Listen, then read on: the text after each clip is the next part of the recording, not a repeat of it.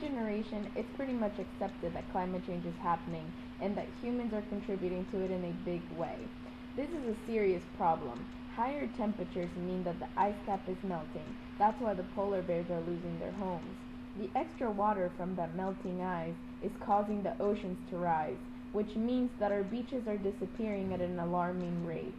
Also, the destruction of the Earth's protective covering allows for higher levels of ultraviolet rays to enter our atmosphere, making it harder to get an even tan, but easier to get a sunburn.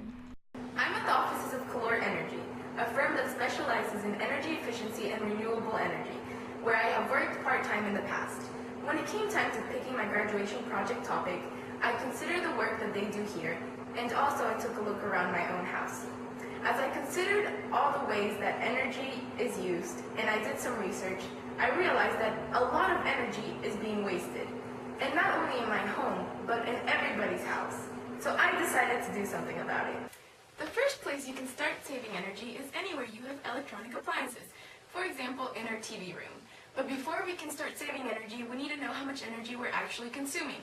So I went out and I purchased this electricity meter. This meter tells us how much electricity is being consumed by the appliances in watts. Here in the TV room, we have the TV, the DVD, the VHS, and the cable box. These are all plugged in. In total, they are consuming 200 watts. So we think that when we turn the TV off and no one is watching, that we are not using any electricity. But thanks to this meter, we can actually see that we are using 60 watts. These are called phantom loads. I have made some calculations on the use of phantom loads around my house. I have discovered that there are 74 watts that are wasted on computers, 110 watts on TV centers, and 120 watts on others such as phone chargers and other small appliances that are always plugged in. The total came out to be at 304 watts just on phantom loads. If I multiply this by 24 watts per day, per hour, that gives me a total of 7,296 watts per hour, or 2,663 watts per year. But there is a solution to the phantom load problem. You can go to your local hardware store and buy a smart power strip. These strips are able to sense when your devices have been shut off or are disconnected, and they are able to shut down the flow of energy. For example, I bought this iGo Green Power Smart wall outlet at Lowe's for only $30. If I buy two, one for my home office and one for my entertainment system, then they will be able to pay off for themselves in a year. Another way that you can save energy in your house is in your laundry room. According to my research, it takes 75 cents to run a dryer for 45 minutes. For a family of four, like in my case, this can really add up. It turns out that in my house we do an average of 8 loads of laundry a week, which means $16 a month and $192 a year. The solution to this problem is simple, but it requires a lifestyle change. It's called a clothesline. For our solution, we have installed a retractable clothesline in our backyard. The clothesline is able to support about 1 dryer load.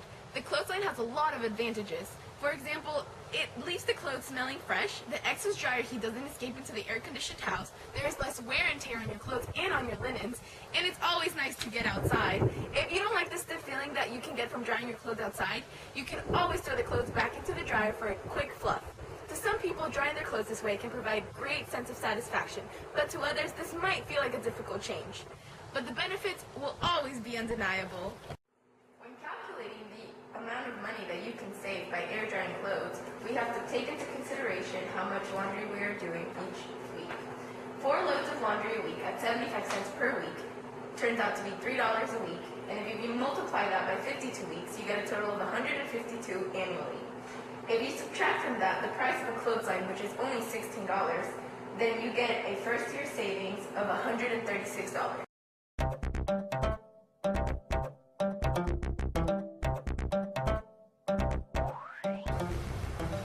Another place that you can save energy in your house is in your hot water heater.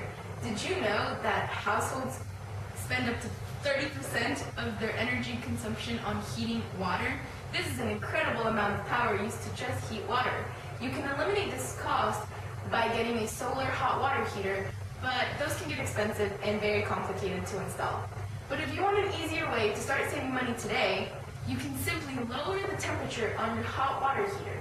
For every 10 degrees that you lower, you're actually saving 4% of energy. For instance, in our house, we originally had our temperature set to 140 degrees. We reduced it down to 100 degrees, and we saw 60% savings on energy cost. And the best part, no one had to take a cold shower. So let's do the math. We approximately spent $40 a month on our water heater. If we turn down the temperature, we're able to save 16%, which would total to $6.40 a month, or $76.80 a year. The cost of turning it down is $0, but the investment that you're making is priceless.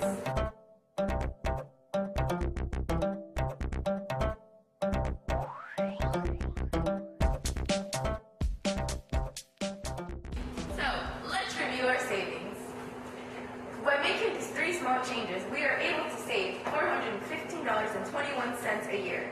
Or to put it another way, you are able to save 5,931 kilowatt hours. You have to remember, this is only for a small house, but imagine if everybody was doing this. The effect would be incredible. I'm here at Charlotte Energy Solutions, where I purchased my energy meter. Remember, we only made 3 small changes, and we were able to see some big results in energy saving.